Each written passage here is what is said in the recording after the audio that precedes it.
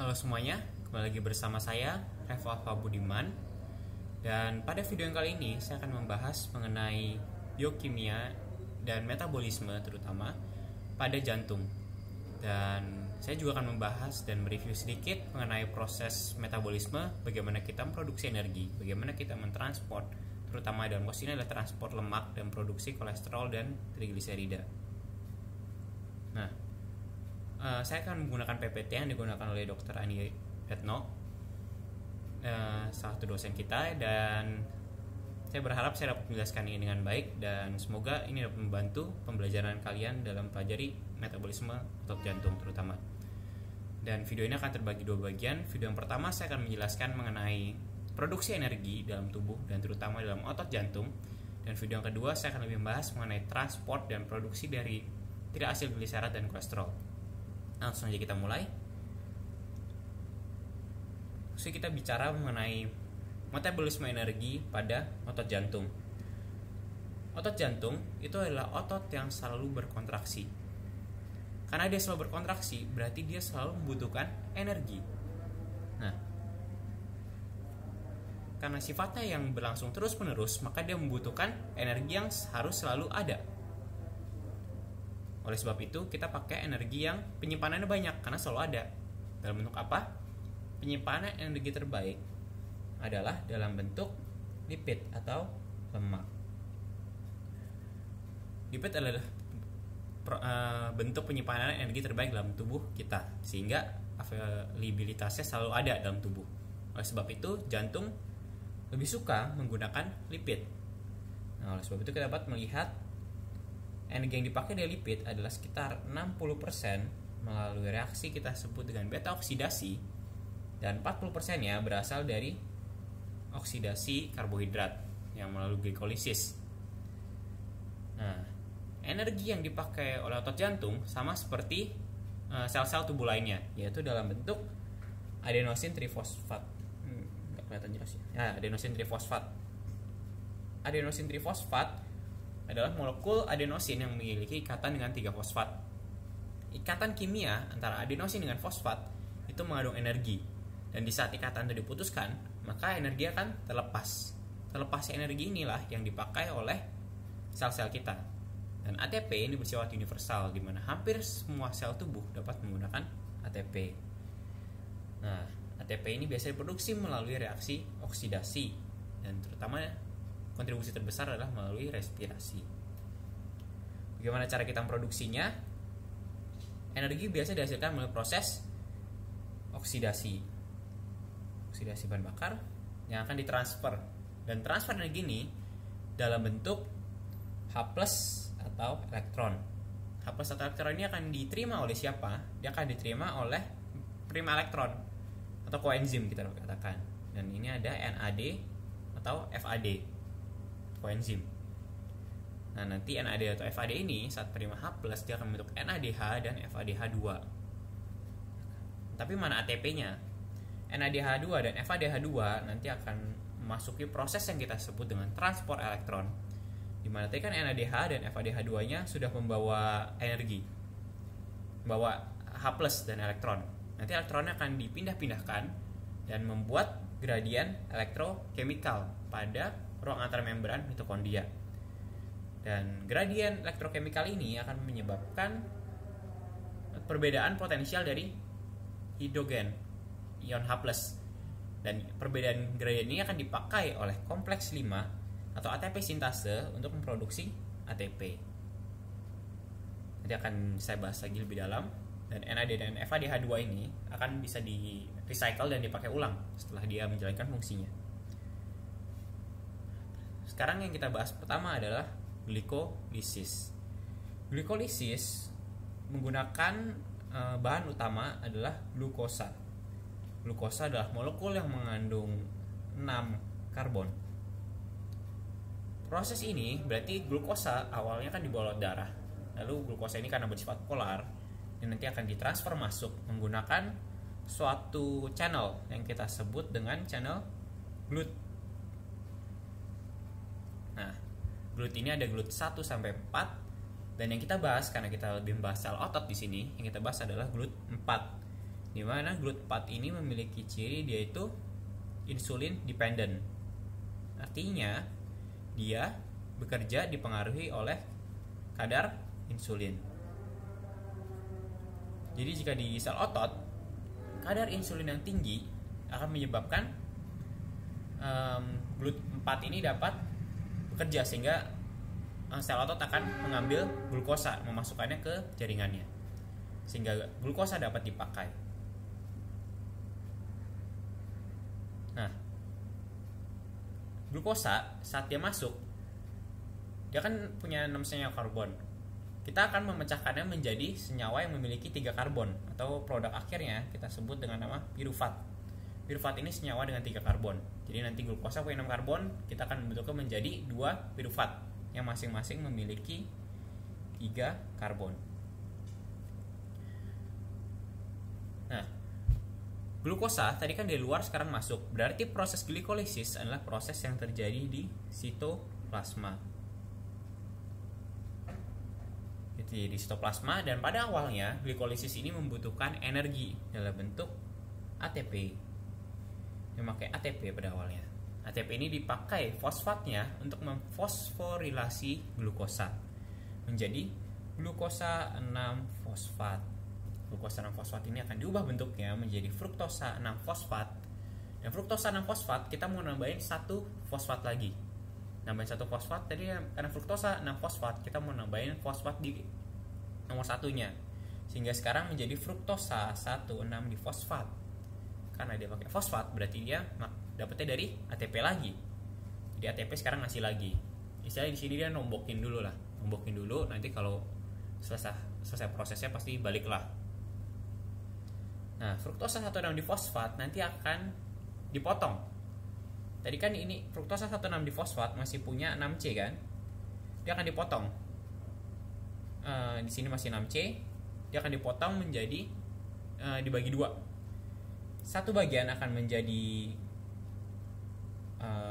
dihidroksiaseton fosfat, dan satu bagian yang lain akan menjadi gliseraldehid 3-fosfat.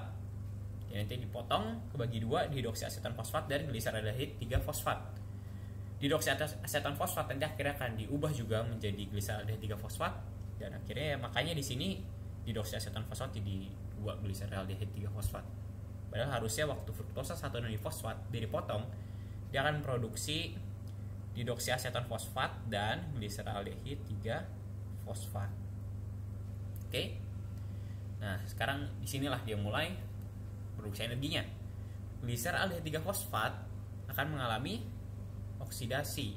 Dia melepaskan H+-nya dan memberikannya pada NAD. Ingatlah, tadi ada aseptor elektron. Salah satunya adalah NAD. NAD akan menerima H+ sehingga membentuk NADH. Nah, setelah itu gliseraldehid 3-fosfat akan berubah menjadi 1,3-difosfogliserat. 1,3-difosfogliserat. Kita mau mengubahnya menjadi 3-fosfogliserat. Berarti kita lepaskan fosfatnya. Fosfatnya diterima sama siapa? Diterima sama ADP. ADP sekarang menjadi ATP karena dia menerima fosfat dari 1,3-difosfogliserat. 3-fosfogliserat akan menjadi 2-fosfogliserat mutase, dan juga 2-fosfogliserat akan menjadi fosfoenol pirufat. Nah, sekarang fosfoenol pirufat kita mau membuang fosfatnya. Jadi fosfonya kita mau buang. Kita daripada dibuang mendingan dikasih aja kan. Kita kasih ke ADP. ADP menjadi ATP. Jadi akhirnya sekarang kita punya molekul 3C yang kita sebut dengan pirufat. Pirufat dalam kondisi yang nggak ada oksigen. Kalau nggak ada oksigen berarti nanti NADH-nya nggak ada, bingung kan dia mau ngasih ke siapa akseptor yang bisa nerima elektron dari dia. Maka nanti NADH ini akan memberikannya ke pirufat. Jadi dia akan memberikannya pada pirufat kalau nggak ada oksigen. Jadi sekarang tadi udah dikasih, sekarang dibalikin lagi ke pirufat. Dan karena proses ini dia akan membentuk yang kita sebut dengan asam laktat. Nah, ini kondisi jika tidak ada oksigen. Jadi sekarang kita coba rangkum dulu. Pada proses glikolisis yang terjadi pada awalnya adalah dia pakai 2 ATP. Standar energi ini berarti secara energi dia berkurang 2 ATP. Setelah itu dia memproduksi NADH. NADH-nya sebanyak 2 buah NADH karena gliserol aldehyda 3 fosfatnya kan ada 2. Sehingga dia memproduksi 2 NADH. Dan yang terakhir dia memproduksi ATP. ATP yang diproduksi kali ini adalah jumlahnya ada 4 ATP. Karena masing-masing gliserol aldehyda 3 fosfat memproduksi 2 ATP. Kan ada 2, jadi sekarang ada 4 maksud saya. Jadi sekarang kita punya 2 ATP berkurang, tapi ditambahin nama NADH dan 4 ATP. Ini yang kita katakan sebagai side produknya. Begitu apa produk utamanya? Main produknya adalah pirufat. Ini adalah produk utama dari glikolisis, yaitu pirufat. Jadi bukan ATP atau NADH-nya, tapi pirufatnya. Dengan ATP atau NADH-nya adalah produk sampingannya. Ya, seperti itu. Nah, berikutnya kita masuk ke siklus Krebs. Kita masuk siklus Krebs jika terdapat oksigen. Bagaimana prosesnya? Pirufat tadi berada di sitoplasma. Sekarang untuk memulai siklus Krebs dia perlu masuk ke dalam mitokondria. Nah, dia masuk ke dalam mitokondria dan proses pirufat ini nanti juga akan diubah menjadi asetil-CoA. Bagaimana dapat berubah menjadi asetil-CoA? Tadi kita sudah ketahui bahwa pirufat merupakan senyawa yang memiliki 3C. 3C, sedangkan asetil-CoA memiliki 2C. Oleh sebab itu, C-nya 1 dibuang kan? Karena dibuang berarti nanti ada bisa produksi energi yang pertama. Kedua, berarti terjadi dekarboksilasi. Maka proses ini kita sebut dekarboksilasi oksidatif. Nah, jadi ini proses perubahan pirufat menjadi asetil-CoA kita dapat katakan dekarboksilasi oksidatif. Karena terjadi perubahan dari 3C menjadi 2C. Melepasnya gugus ini juga menyebabkan kita bisa produksi energi. Dan energi ini akan dalam bentuk NADH. Dan juga dia produksi CO2. Kan C-nya tadi dibuang 1, jadi 2C kan? Tempat yang tadi ditempatin sama C yang ketiga ini diganti sama gugus CoA. CoSH sehingga membentuk asetil-CoA. Nah, asetil-CoA ini nanti akan masuk siklus Krebs atau siklus asam sitrat. Kenapa namanya siklus asam sitrat? Karena molekul utama yang dipakai untuk proses ini adalah asam sitrat. Nah, asam sitrat ini adalah senyawa yang memiliki C sebanyak 6. Dari mana dia punya 6C? Dia dapat 2 dari asetil-CoA. Berarti oksaloasetat punya 4C. 4C tambah 2C menjadi 6C. Maka sitrat itu punya 6C. Dan nanti sitratnya akan menjadi isositrat, alfa-ketoglutarat, suksin-CoA, suksinat, fumarat, malat, dan menjadi oksaloasetat. Nah, selama proses perubahannya isositrat menjadi alfa-ketoglutarat akan memproduksi NAD dan NAD. Produksi NADH. Alfa-ketoglutarat suksinil akan memproduksi NADH juga. Suksinil CoA menjadi suksinat akan memproduksi GTP yang nantinya juga bisa akan berujung menjadi ATP. ATP. Dan uniknya suksinat menjadi fumarat. Di sini tulisannya QH2 atau Q. Mungkin kalau kalian dulu belajar, ini harusnya di bagian ini ada senyawa yang namanya FADH2. Tapi perlu diingat ada yang khas di sini.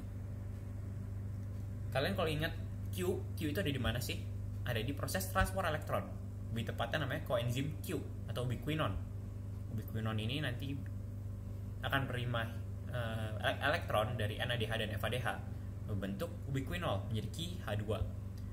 Tapi kenapa terjadi di sini? Nah, hal ini terjadi karena nama lain dari kompleks 2 selain nama FADH2 dehidrogenase Nama lainnya adalah suksinat dehidrogenase. Nah, sudah mulai mengerti kenapa? Jadi karena kompleks 2 itu adalah enzim yang berada pada membran dalam mitokondria. Namanya suksinat dehidrogenase. Makanya juga nanti kalian juga mengerti kalau di mitokondria yang kompleks 2-nya ini adalah berkaitan dengan FADH2. Oleh sebab itu Ki menjadi KiH2 yang dapat kita katakan pembentukan FADH2, karena nanti FADH2 nanti akan memberikannya kepada ubiquinon menjadi ubiquinol. Nah, nanti dia akan berlanjut dan dia juga akan produksi NADH. Nah, jadi totalnya apa yang kita dapat dari sini? Secara energetika yang kita dapat pertama adalah plus 3 NADH. Ini dalam satu siklus ya. Dan juga kita mendapatkan apa yang kita dapat? ATP berapa? 1 ATP. Juga kita selain itu kita mendapatkan tambah 1 FADH2. Nah, tapi perlu diingat 1 molekul glukosa tadi kan dipecah menjadi 2 piruvat kan? 2 piruvat berarti 2 asetil-CoA. Berarti terjadi 2 siklus. Gak cuma sendiri berarti siklus ini. Karena dia terjadi sebanyak 2 kali, kita kalikan dengan 2. Saat kita kali 2 berarti total yang kita dapat adalah 6 NADH, 2 ATP dan 2 FADH2. Total sini kita dapat. Ini adalah side produknya. Produk utama dari ini apa? Karena ini sebuah siklus, utamanya di sini adalah sitrat dan oksaloasetat. Jadi awalnya mulai di sitrat, berakhir dia oksaloasetat. Karena ini sebuah siklus, jadi kita nggak bisa bilang dia produk akhir, karena produk akhiran nanti akan dipakai lagi menjadi bahan baku untuk memulai siklus ini. Gitu.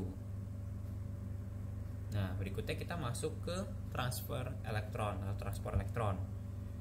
Di sini tujuannya utamanya adalah membuat gradien proton di transmembran. Seperti yang kita ketahui, mitokondria memiliki 2 lapis membran dalam dan membran luar. Di antara membran dalam dan membran luar itu berarti ada ruang antarmembran. Dan ruang antarmembran ini berfungsi untuk tempat pembentukan gradien proton. Jadi apa yang terjadi di sini adalah pompa proton akan memompa H+ ke ruang antarmembran. Dan di sini nanti ruang antarmembran akan banyak kan protonnya. Nah, proton ini akan kembali masuk karena di luar tinggi, di dalam rendah. Dia akan masuk dari potensial tinggi, potensial rendah sehingga dia dapat melepaskan energi. Energinya akan dipakai oleh ATP sintase atau kompleks 5 untuk membentuk ATP dari ADP. Jadi ntar ADP difosforilasi pakai energi yang didapat dari H+ yang masuk. Nah, karena dia juga memerlukan oksigen, nanti kita melihat kenapa. Dia juga disebut sebagai oxidative phosphorylation. Dan ya, tujuan utama di sini adalah mengubah energi yang ada di NADH dan FADH2 menjadi ATP. Proses sebagaimana? Secara mendasar di sini kita mempunyai 5 kompleks. Kompleks 1, 2, 3, 4, dan 5. Nah, kompleks pertama itu nama lainnya adalah NADH dehidrogenase. NADH dehidrogenase berarti hidrogennya dilepas dari NADH. Hidrogennya dilepas, elektron juga dilepas. Elektronnya akan bergerak. Jadi di sepanjang kompleks 1 ini ada banyak akseptor elektron. Contohnya FMN, FS dan sebagainya. Jadi mereka itu menerima elektron. Tapi mereka nggak nyimpen lama. Mereka terima langsung oper, terima oper. Jadi nanti mereka bakal jalan sepanjang kompleks 1 ini. Mereka akan berjalan terus sampai sana gitu. Seperti yang kalian ketahui juga, pergerakan elektron itu akan produksi energi karena elektron bergerak di potensial tinggi, potensial rendah. Dan ya kalian intinya pergerakan elektron itu listrik lah. Kalau listrik itu kan elektron yang bergerak. Dan perbedaan elektron ini produksi energi. Energinya dipakai untuk memompa H+ yang dari dalam ke luar. Jadi H+-nya dipompa ke luar. Jadi energi dari listrik itu dipakai untuk memompa H+ keluar. Nah, kompleks 2 berbeda dengan kompleks 1. Dia kalau kalian lihat di sini dia cuma bentuknya bulat gini doang. Dia tidak memiliki region transmembran, apalagi region yang ke outer membrane. Sehingga dia tidak dapat berfungsi sebagai pompa proton. Tapi dia masih berfungsi sebagai tempat, ingat kan namanya di sini adalah suksinat dehidrogenase. Berarti di sini dia tuh mengambil hidrogen dari suksinat dan mengubah suksinat menjadi fumarat. Dan hidrogennya akan diterima oleh FADH2 dan FADH2 akan memberikannya ke kompleks 2 ini. Dan nanti dia akan dioper, dan tadi kalian lihat ini ada Q, koenzim Q yang akan menerima hidrogen. Hidrogennya bisa dari kompleks 1 atau kompleks 2. Jadi nanti hidrogen elektronnya akan ditransport melalui koenzim Q. Q-nya tadi jadi QH2 atau ubiquinol. Kalau Q doang ubiquinol. Jadi dia akan membawa molekul elektron dan H+-nya itu sepanjang fosfolipid bilayer dari membran dalam. Dia akan membawa ke kompleks 3. Kompleks 3 namanya adalah sitokrom C reduktase. Kenapa reduktase?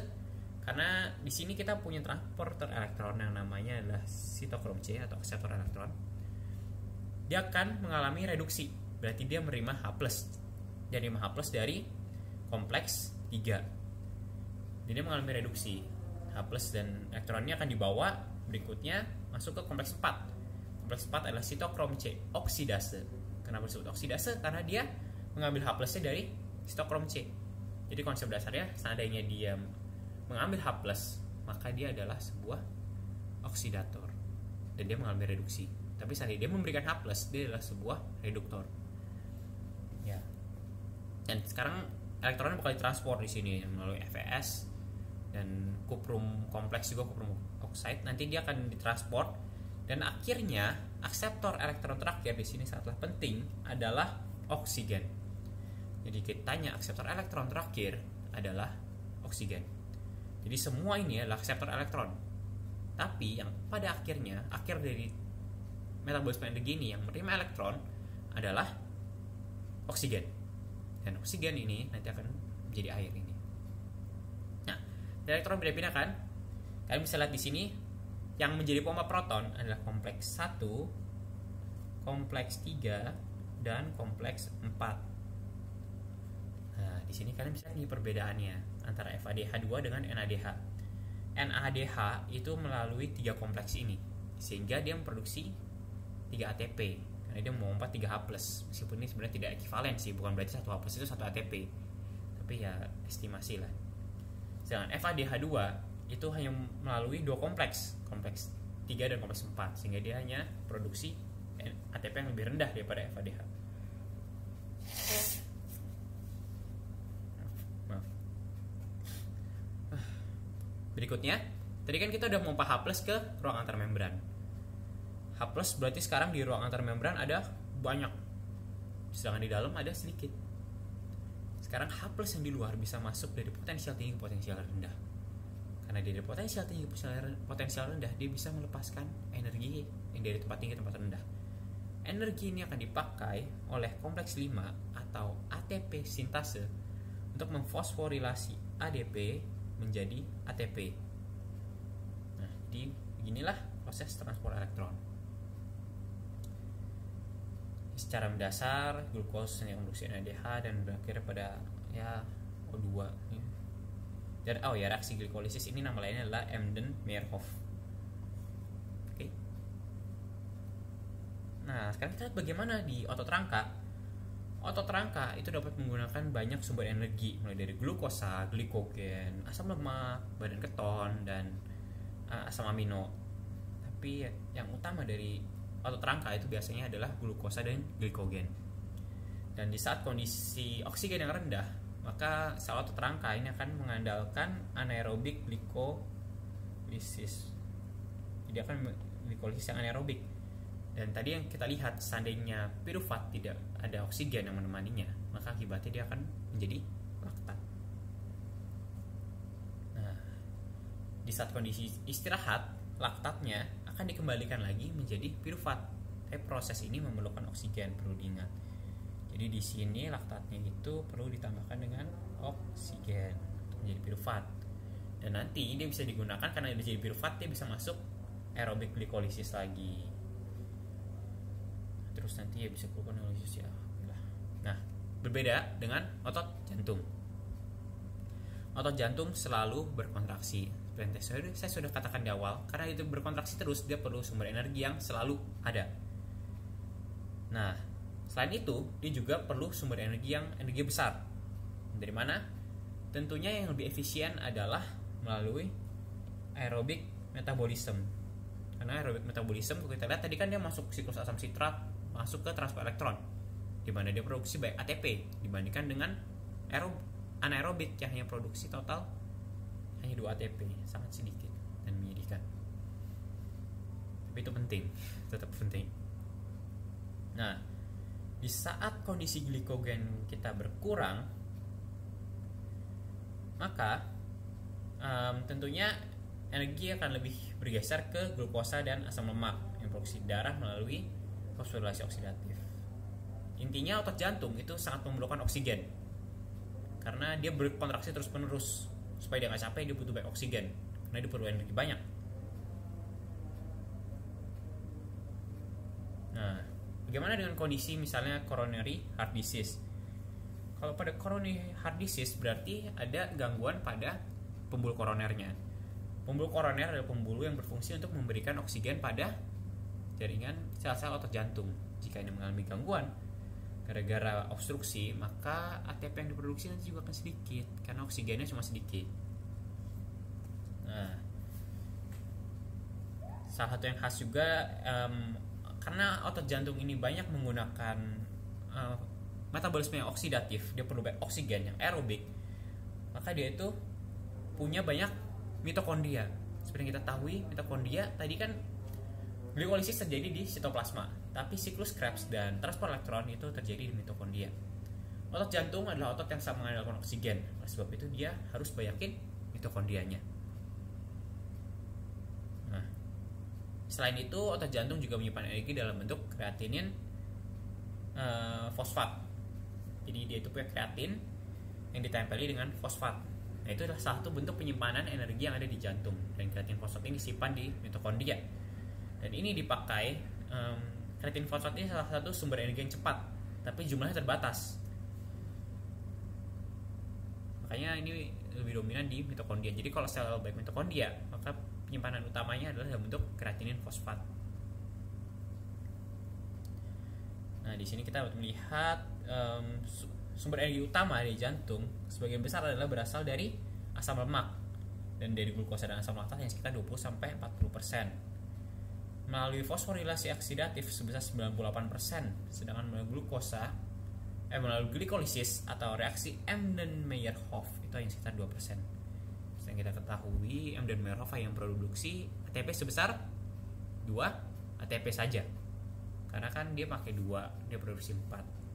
Berarti yang bersihnya hanya 2. Nah, setiap kontraksi dia tuh pakai 2% dari total ATP.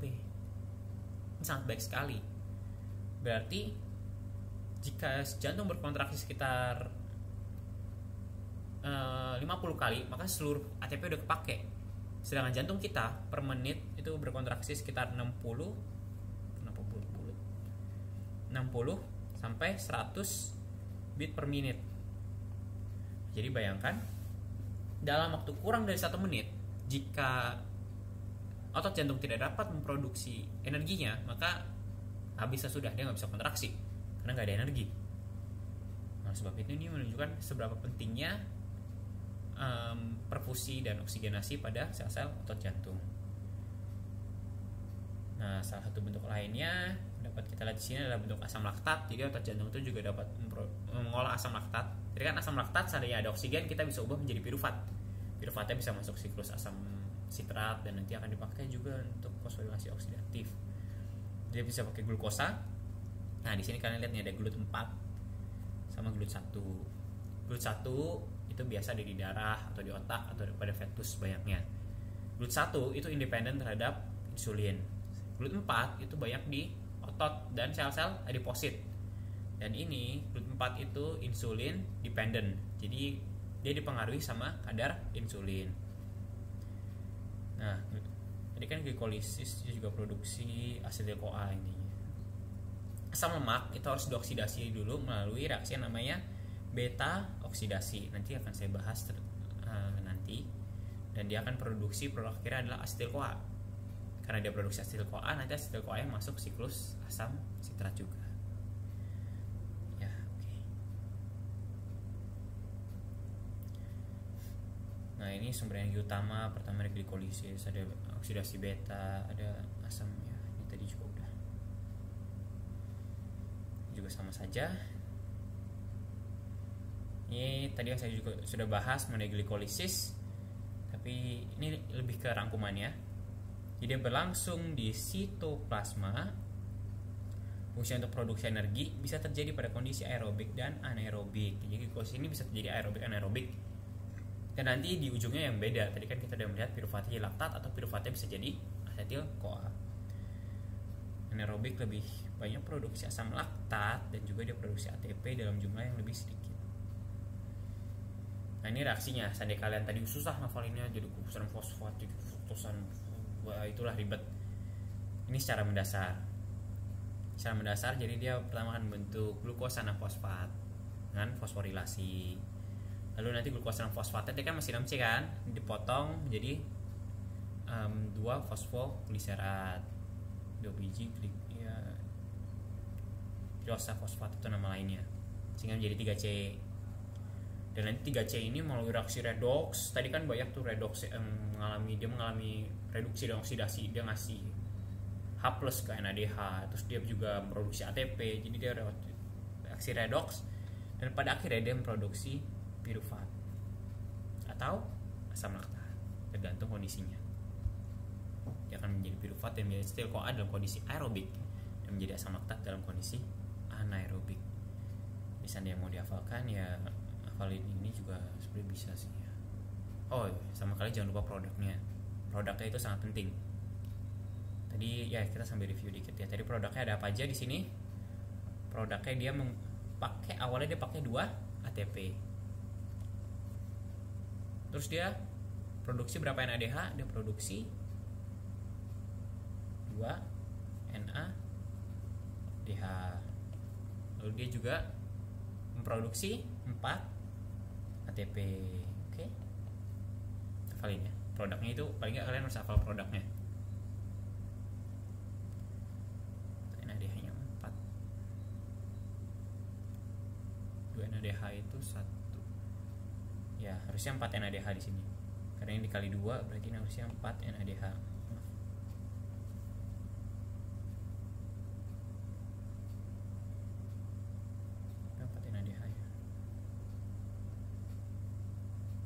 Saya mastiin dulu, saya lupa yang basic seperti ini ya. Ya, dia produksi 2 NADH. Ya, saya salah, maaf. Dia produksi 2 NADH. Jadi saya mau gampang hafalinnya, intinya hafalin bersihnya aja. Bersihnya kan 2 NADH ditambah sama 2 ATP. Dia 2 aja. Ini produksi 2 piruvat. Jadi reaksinya dia produksi 6 glukosa 6 fosfat. Glukosa 6 fosfatnya dipotong jadi 3. Nanti yang ini akan mengalami reaksi redoks dan akhirnya produksi piruvat atau laktat. Simpelnya gitu glikolisis. Produk hasilnya adalah 2 NADH dan 2 ATP produk sampingnya. Nah, kalau siklus Krebs ini kita bisa melihat reaksinya itu oksidasi dari asetil-CoA. Jadi NADH, FADH2 nanti reaksi yang kita sebut dengan dehidrogenase. Ini jelas ya karena dua-duanya terima oksigen, terima hidrogen. Nah, ini kayak universal pathway-nya gitu. Nanti lemak, protein dan karbohidrat itu pasti lewat siklus asam sitrat. Nah, nanti dia Siklus asam sitrat dan beta oksidasi ini juga perlu oksigen intinya. Saya bahas. Intinya pada siklus asam sitrat kita punya asetil CoA, nanti kita gabungkan dengan oksaloasetat menjadi asam sitrat. Tadi asetil CoA punya berapa C? Dia punya sebanyak 2 C. Oksaloasetat punya 4 C. Sitrat punya 6 C. Kita bentuk ikatan di sini. 6 C ini nanti akan memberikan ikatan-ikatannya, energinya akan dipakai sehingga nanti pada akhirnya dia akan kembali menjadi oksaloasetat, kembali menjadi 4C. Dan oksaloasetatan yang ketemu asetil CoA yang baru, dia membentuk lagi asam sitrat. Nah, ini secara mendasarnya katalitik dari oksaloasetat. Oksaloasetat 4C menjadi 6C dengan bantuan asetil CoA. Asetil CoA gabung sama oksaloasetat menjadi sitrat. Sitrat nanti akan menjadi oksaloasetat lagi karena C-nya dibuang menjadi CO2. Ini di sini dibuangkan jadi CO2. Oke. Nah, ini common pathway-nya. Dia semua lewat nanti asetil CoA. Menjadi asetil CoA terus semuanya melalui siklus asam sitrat. Juga sama. Nah, sekarang mari kita coba hitung sedikit mana total energi dari glikolisis dan siklus asam sitrat, siklus Krebsnya melalui transfer elektron. Jadi sekarang kita coba lihat dari glikolisis dulu. Glikolisis. Tadi kita produknya apa saja? Di sini kita minus 2 ATP. Lalu kita punya di sini adalah NADH-nya sebanyak berapa buah? 2 NADH. Main 2 NADH. Lalu kita juga punya ATP yang diproduksi sebanyak plus 4 ATP. Glikolisis. Berikutnya kita punya yang namanya selain itu adalah siklus asam sitrat atau Krebs cycle. Jadi dia memproduksi apa saja? ATP-nya ada berapa? Plus 1 ATP. Atau ini 2 deh, 2. Biar langsung aja kita anggap 1 mol glukosa ya, 2 ATP. Lalu dia juga produksi NADH-nya ada berapa? Plus 3 NADH. Ini jadi 6 aja lah. Jadi 6. Dan juga kita punya FADH-nya sebanyak 2 FADH2. Sekarang kita hitung nih energinya berapa. NADH ini saya tulis dari sini. NADH ini nanti akan menjadi 3 ATP ekivalennya.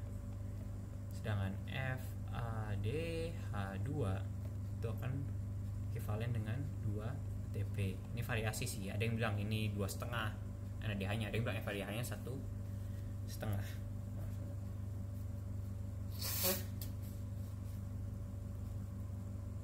Oke.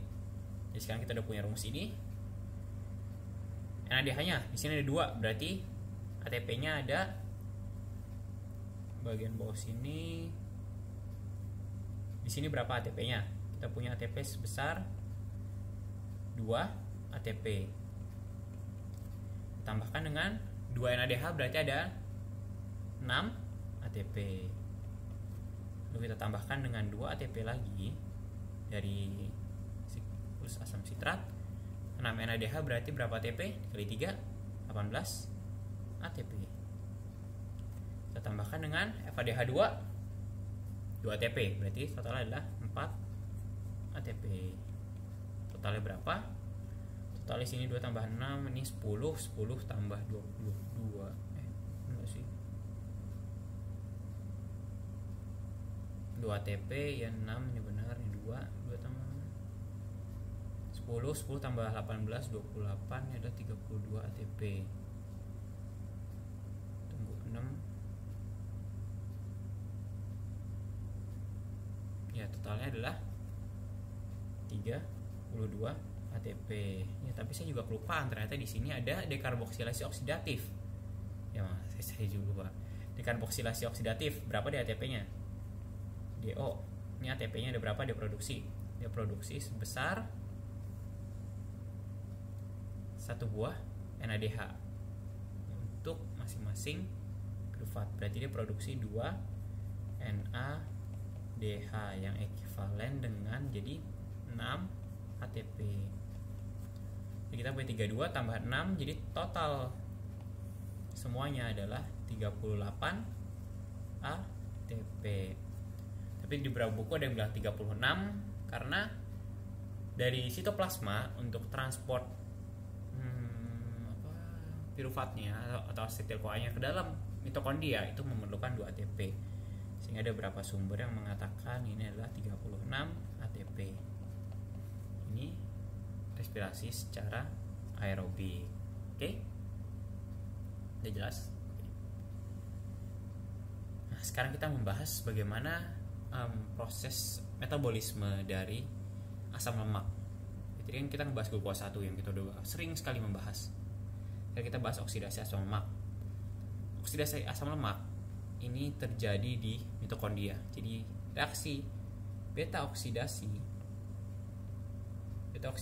ini terjadi di mitokondria yang produksi banyak ATP. Oke. Nah, simpelnya seperti apa? Beta oksidasi sumber bahan bakarnya adalah fatty acid atau asam lemak. Asam lemak itu ada di darah. Nanti kita akan belajar transportnya. Dia di darah dibawa dalam bentuk albumin. Free fatty acid itu dibawa dalam bentuk albumin. Ingat ya, free fatty acid bukan triglycerid. Free fatty acid dibawa dengan albumin. Dan saat dia masuk ke dalam sel, dia masuk dan dia akan diubah menjadi asil CoA. Nah, nanti kita Fa tambah CoA tambah ATP menjadi asil CoA. Tambah AMP tambah fosfat bebas, fosfat inorganik. Nah, untuk dapat masuk ke dalam mitokondria, dia bisa masuk pintu pertamanya. Jadi mitokondria apa 2 dinding. Untuk lewat dinding pertama dia itu bisa lewat bebas. Tapi untuk lewat dinding kedua dia nggak segampang itu. Langsung aja kita gambarnya di sini.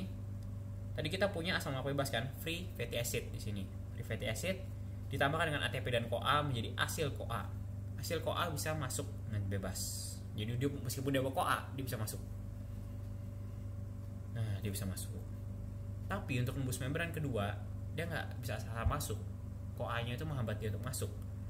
Makanya dia butuh suatu molekul lain yang membawa dia. Namanya adalah karnitin. Nah, dia dikasih gugus karnitin. Jadi CoA-nya akan dilepas dari asil. Jadi asil CoA-nya dilepas di sini, CoA dilepas dan asilnya akan bergabung dengan karnitin membentuk asil karnitin yang akan diperantarai tadi oleh enzim namanya karnitin palmitol transferase atau karnitin asil transferase. Cuma ini palmitol umum dipakai. Asil karnitin sekarang bisa masuk ke membran dalam melalui kita nama enzimnya adalah karnitin asil karnitin translokase. Ribet banget ya namanya. Karnitin. Nih, karnitin nih. Jadi ini nama translokase itu artinya memindahkan tempat. Dia memindahkan posisi karnitin ditukar sama asil karnitin. Makanya namanya karnitin, asil karnitin translokase. Jadi sekarang karnitin dikeluarkan, asil karnitinnya masuk. Nah, asil karnitin yang masuk, jadi perannya karnitin sekarang udah selesai kan? Maka karnitinnya akan dilepas dari asilnya dan asilnya akan dipertemukan kembali dengan CoA membentuk asil CoA. Karnitin yang dilepas tadi dibawa keluar kembali ke ruang antar membran untuk mentransport asil CoA yang lainnya. Nah, dalam bentuk asil CoA disinilah kita memulai proses yang kita sebut dengan beta oksidasi. Oke? Nah, sekarang kita lihat bagaimana prosesnya. Kita punya ini adalah molekul asil CoA. Dan di molekul asil CoA ini kita dapat melihat di sini ada gugus CoA-nya, ada gugus karboksilnya dan juga di sini seperti penamaannya kita dapat menyebut ini sebagai C1 alfa, lalu di sini adalah yang beta. Oke. Nah, Karena kita punya yang alfa sama yang beta kan. Nanti kita lihat kenapa ini disebut beta oksidasi. Ini posisi C1, ini C2 ya. Kita nggak usah lihat yang di peroksisom, kita lihatnya yang di sisi mitokondria saja. Karena ini yang lebih dibahas itu di mitokondria untuk produksi energi. Pertama, dia akan terjadi proses yang namanya dehidrogenasi. Ini kalian lihat di sini H-nya di sini dilepaskan dan H-nya itu akan diterima oleh FAD menjadi FADH2. Makanya proses dehidrogenase. Karena H-nya dilepas, mereka bisa bentuk ikatan rangkap. Oke. Berikutnya dia akan proses yang namanya hidrasi. Hidrasi berarti dia ditambahkan air. Dia akan membentuk gugus OH di sini. Dia akan ditambahkan air. Berikutnya akan masuk proses dehidrogenase lagi. Berarti H plusnya dilepaskan lagi. Jadi H plus dari sini sama dari sini akan dilepaskan. Dan H plusnya akan diterima oleh NADH. Oke. Jadi tadi kita punya reaksi pertama itu kita sebut dengan dehidrogenase. Saya tulis di mana ya? Sini deh. Dehidrogenase. Lalu berikutnya berlanjut ke reaksi yang namanya hidrasi karena penambahan air. Berikutnya dilanjutkan lagi menjadi dehidrogenasi lagi.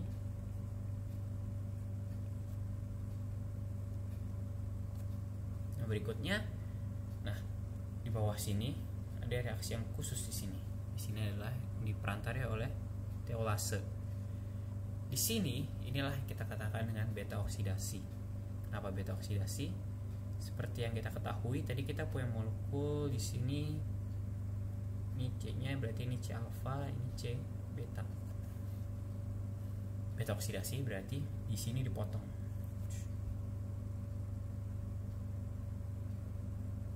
Karena dipotong, nanti dia akan ditambahkan lagi dengan gugus CoA di sini. Hasilnya apa? Hasilnya kita punya molekul yang ini. Ini yang kita namakan dengan asetil CoA.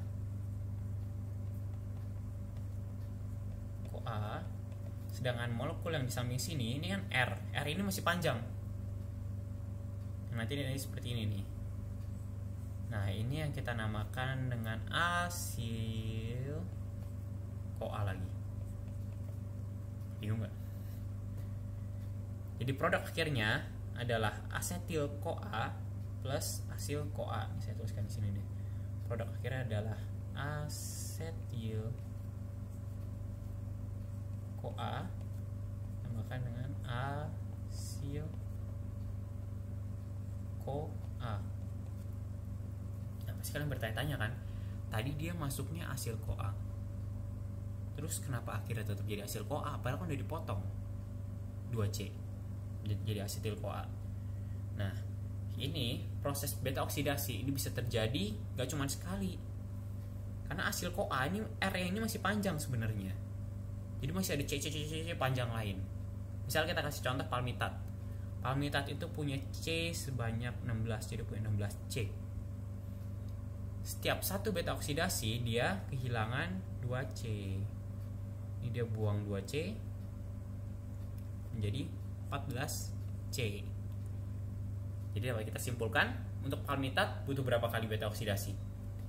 Totalnya dia butuh berapa kali? 7 kali beta oksidasi. Jika ditanya berapa asetil CoA yang diproduksi, maka asetil CoA yang diproduksi adalah 8 asetil CoA. Bingung nggak? Saya ulang lagi deh. Palmitat punya 16C. Satu kali beta oksidasi dia buang 2C. Berarti 16 sampai dia habis semuanya dia butuh berapa kali reaksi? 7 kan? Nah, selama proses itu dia kan 16C. Jadi asetil CoA 2. Berarti dia produksi 8 asetil CoA. Nah, itu kan produk utamanya asetil CoA. Nanti asetil CoA dibawa kemana? Dia masuk ke siklus asam sitrat. Tadi kan dia butuh asetil CoA kan? Dia masuk ke siklus asam sitrat. Nah, proses beta oksidasi ini juga memproduksi produk sampingan. Produk sampingannya tadi yang kita dapat adalah FADH2 sebanyak 1 buah dan NADH masing-masing 1 dalam 1 kali beta oksidasi. Jadi seandainya dia lakuin 7 kali beta oksidasi, dia akan punya 7 FADH2 dan 7 NADH. Oke? Nah, jadi beta oksidasi akan produksi asil CoA dan FADH dan NADH. Menghitung energi enggak? Ya udah. Boleh deh. Hitung ya energinya ya. Banyak sih. Misalnya. Jadi misalnya saya punya palmitat yang punya sebesar 16 C. Dia akan produksi total berapa? Berapa kali beta oksidasi? Total dia akan menjalani 7 kali beta oksidasi.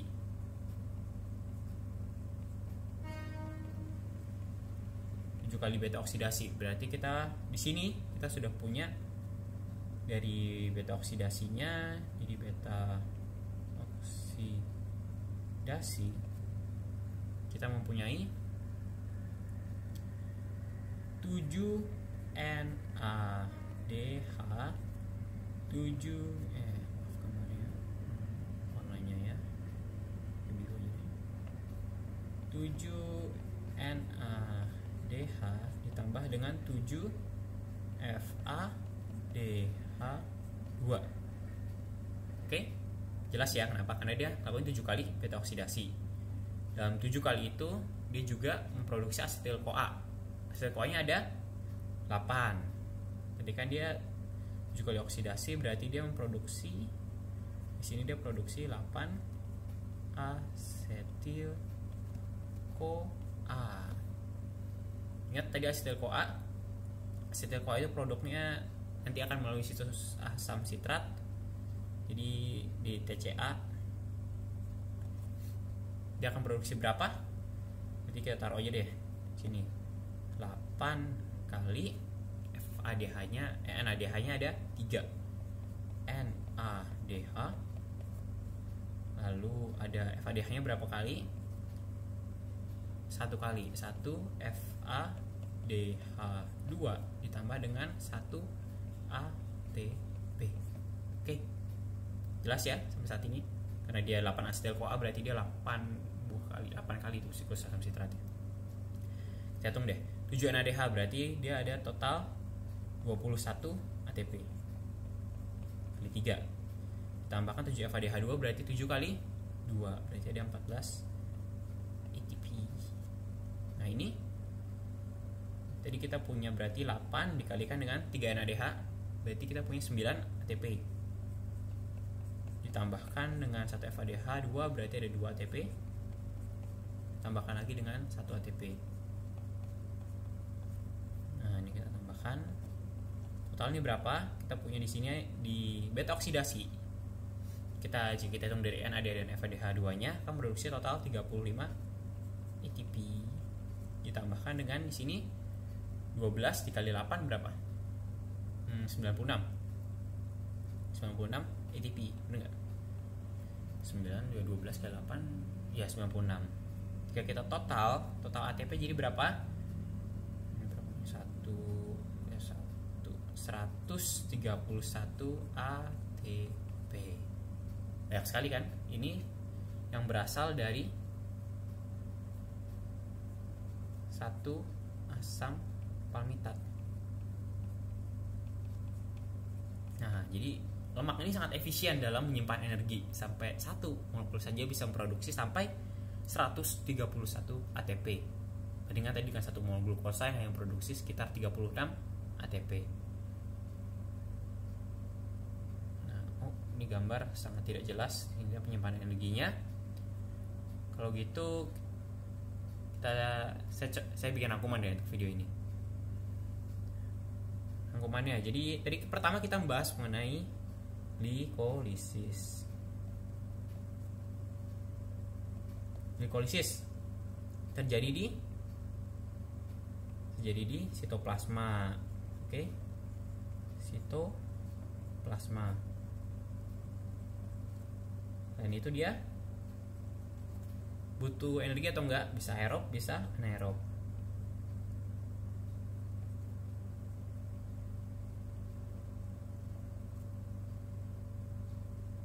produk utamanya apa? Produk utamanya adalah pirufat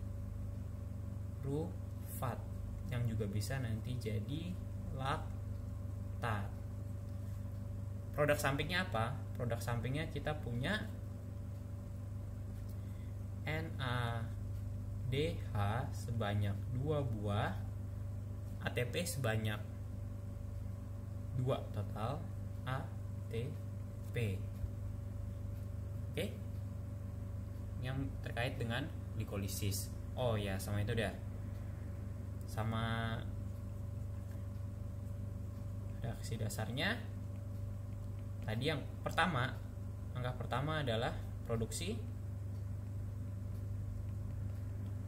glukosa 6 fosfat. Angka kedua adalah tadi kan 6 karbon, kita potong. Berarti cleavage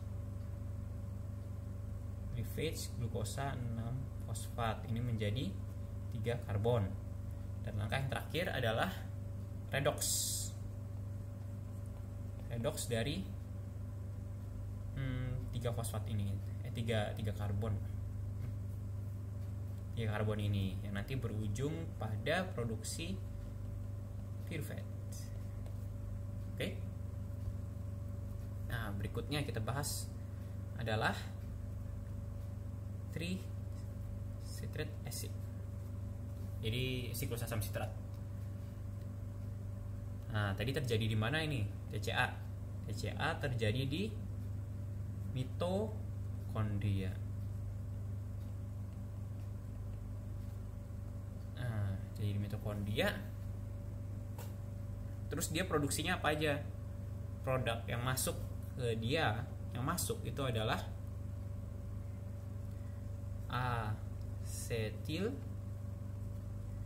CoA yang nanti kita gabungkan dengan oksaloasetate yang nanti akan membentuk sitrat. Jadi akan dimulai siklus ini. Produk sampingnya apa saja? Produk sampingnya ada 3 NADH. Lalu kita punya FADH sebanyak 1 maksud saya, 1 FADH2 dan 1 ATP. Dan dasar reaksi seperti apa? Kita lihat bahwa dasar reaksinya, inti dari reaksi asam sitrat tadi adalah, nanti saya mau simpulkan, yang pertama itu nanti dia akan kondensasi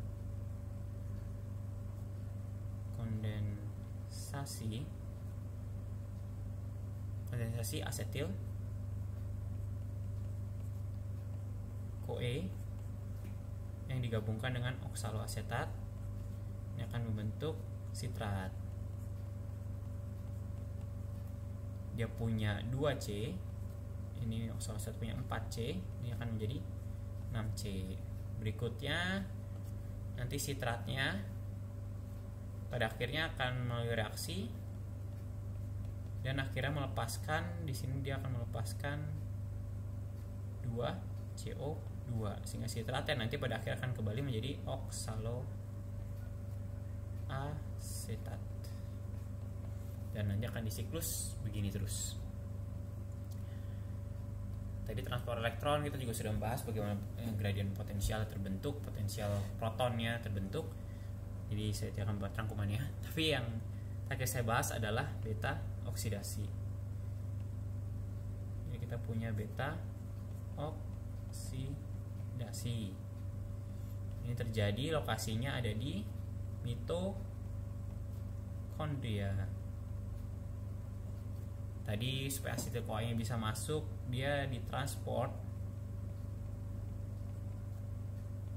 dengan bantuan dari karnitin supaya dia bisa masuk mitokondrianya, tadi hasil CoA-nya. Beta oksidasi tadi tujuannya adalah secara reaksi. Tadi dia ada reaksi yang kita sebut dengan dehidrogenase, lalu masuk hidrase, dehidrogenase sampai akhirnya dipotong. Jadi intinya itu yang masuk adalah dalam bentuk asil CoA. Nah, nanti hasil CoA ini akan mengalami, tadi urutannya adalah dehidrogenasi, lalu berlanjut ke hidrasi, lalu berlanjut ke dehidrogenasi, sampai akhirnya masuk ke beta oksidasi. Dan ini kita masuk ke pemotongan. Dan nanti hasil akhir dari reaksi ini adalah asetil CoA dengan asil CoA. Jadi produk akhirnya sama namanya kayak produk awalnya, tapi jumlah C-nya ingat berubah, berkurang 2. Produk sampingannya yang kita dapat adalah NaDH sebanyak 1 buah dan FaDH2 sebanyak 1 buah. Dan nanti asetil CoA-nya akan masuk siklus asam sitrat. Dan seandainya kita mau lihat energinya, seandainya glikolisis tambah TCA ditambahkan juga dengan transport elektron tentunya, dia akan produksi total sebesar 36 ATP. Jadi ini totalnya, komponen total. Di sini kita punya 36 ATP,